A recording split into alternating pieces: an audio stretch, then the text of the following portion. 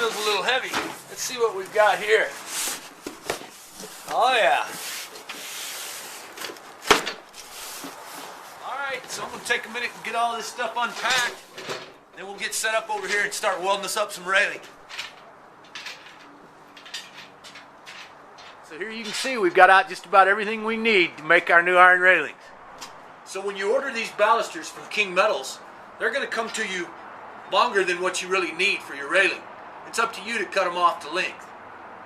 So as I get this table set up, I'm going to get that bandsaw running. We're going to start cutting these down to length. We'll be cutting the balusters for this railing at 32 1/4 inches.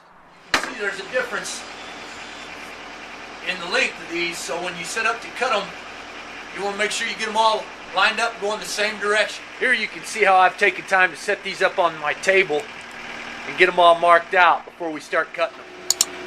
So now it's just a matter of cutting these all down to length.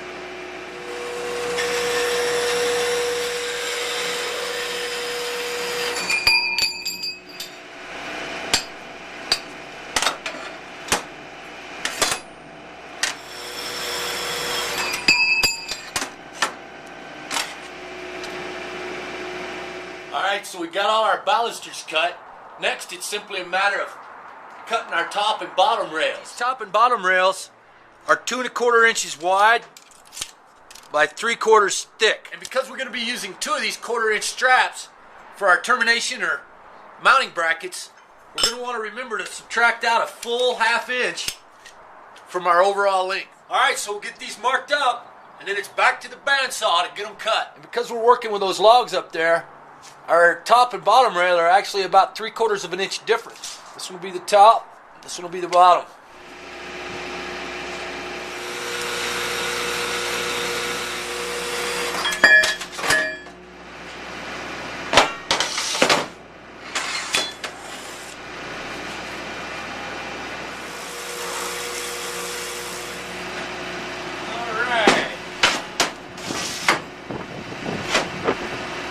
Top rail and we got our bottom rail. We're going to be using these 1/4 inch plates as our mounting brackets for the top and bottom rails.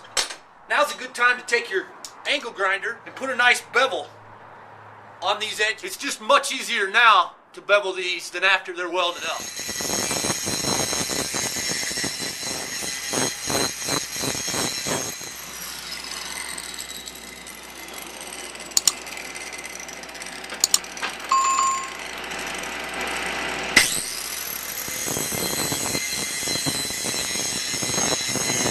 By beveling this edge, you've got much more surface area to weld to. Alright, we got everything cut. It's just a matter of getting it laid out now. Now I want to take a minute to point something out here. These balusters are actually wider one way than the other. I don't know if you can see it, it's pretty subtle. So we want to make sure we turn them to the widest point flat. And the way we can tell is when you set them down in my template, they're loose one way and snug the other. Now that you've gotten everything laid out, it's simply a matter of taking your bar clamps, spanning them across, and cranking them down. And now's the time to make any small adjustments before we get out that welder and start welding these things up. Now it's just a matter of pulling down this hood and welding these off. Now I appreciate you taking time to watch this video today. And if you enjoyed it, be sure to click like and share it with all your friends. This has been Michell Dillman with LogFurnitureHowTo.com. We'll see you again next week.